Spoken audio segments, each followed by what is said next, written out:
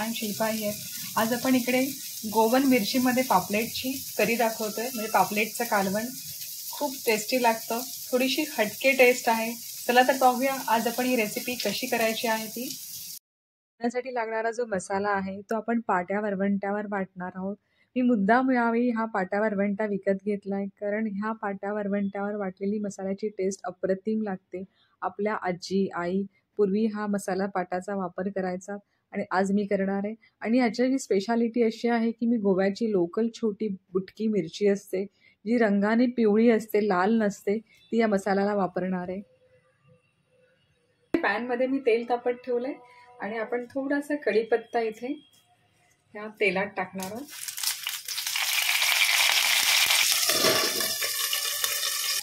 कढीपत्ता तडतडलाय. इथे मी अर्धा चिरलेला कांदा आणि अगदी मोजून 3 ते 4 त्रिफळं घेतली आहे. त्रिफळं शक्यतो बांगडा, हलवा अशा हिवस वास येणाऱ्या माशांना वापरतो. आज आपण इकडे गोवन मिरचीमध्ये पापलेटची करी दाखवतोय, तर त्याच्यामध्ये पण मी हे 2-3 घालते. याचा अरोमा एक छान असतो.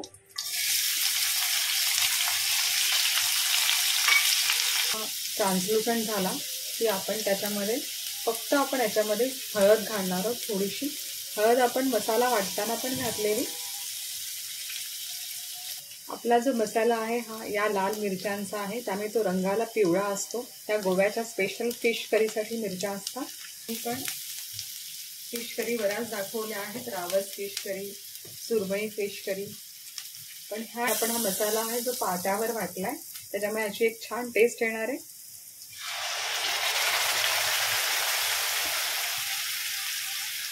पाणी घालून यात ऍड करते. मला व्यवस्थित शिजू द्यायचे. नुसार आपण मीठ घालणार आहोत. आपल्या फिशला आपण मीठ लावलेलंच असतं नेहमीप्रमाणे, आजच्या करीला पण मीठ लावणं तितकंच गरजेचं आहे. आणि चांगलं हिला उकळू द्यावं. एक कड काढायचा असतो आपण त्यात फिश सोडण्यापूर्वी. मी याच्यामध्ये वरून 1 पाव चमचा काळी मिरी पूड घातली आहे. आपण हे मसाला वाटताना घातली तरी चालेल, पण माझ्याकडे काळी मिरी पूड केलेली आहे, सो मी अशी घालते. तुम्ही अख्खी काळी मिरी वाटणात टाकली तरीही चालते. आणि पुन्हा आपण याला मीडियम फ्लेमवरती झाकून शिजवायचंय.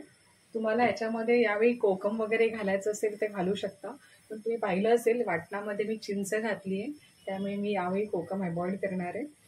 तर कोणाला आवडत असेल यावेळी फ्रेश कोकम असतं या सीझनमध्ये, ते घालू शकता तुम्ही. त्याला आपण 5 ते 7 मिनिटं मीडियम फ्लेमवर स्टोच्या शिजवायचं आहे. पापलेट असतं ते लगेच शिजतं, त्याला वेळ लागत नाही. फ्लेमवर शिजवल्याने जे मीठ असतं, चिकन असो, मटण असो किंवा फिश असो, हे छान ज्युसी राहतं. तुम्ही त्याला हाय फ्लेमवर शिजवलं तर त्यातलं जे ज्यूस असतं ते सगळं एव्हॅपोरेट होतं. सो नेहमी फिश कुकिंगचं किंवा मीठ कुक करताना ते एकदा एका सर्टन 5 ते 10 मिनिटं मीडियम फ्लेमवर शिजवल्यावर पुढची 10 मिनिटं त्याला स्लो फ्लेमवर शिजवा. पण पापलेट झालंय का बघूया. पापलेटची करी आपली मस्त झाली आहे येलो मिरच्यांमध्ये. ह्या गोव्याच्या स्पेशल मिरच्या आहेत आणि याच्यामध्ये पण खूप चविष्ट होतं कालवण. वरून थोडीशी नावाला कोथिंबीर मी पेरते, अगदी नावाला. खूप भरभरून असं कोथिंबीर घालू नका. त्याची टेस्ट, ओरिजिनल जो मसाला असतो त्याची टेस्ट ती गायब होते त्याच्यामुळे. आपलं पापलेटही व्यवस्थित शिजलंय आणि आपली जी करी पण आहे ती भाताबरोबर खाण्या एवढी ठीक आहे.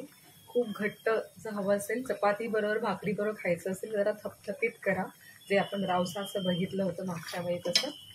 पण भाताबरोबर खायचं असेल तर एवढं पातळ हवंच तुम्हाला. आपली कन्सिस्टन्सी पण परफेक्ट आहे. पापलेट कालवण असं छान तयार झालं आणि अख्ख्या घरात त्याचा छान अरोमा पसरला. याच्यावरून मी थोडंसं प्युअर कोकोनट ऑइल जे आहे, जे मी येताना गावाहून आणलं होतं ते घालणार आहे. त्याचा एक अरोमा खूप छान असतो कढीमध्ये. पापलेट पण छान शिजले, बघू शकता. आत्ताच हाताने बाहेर निघाले तुकडा कसा. आता मी स्टोव फ्लेम बंद करणार आहे.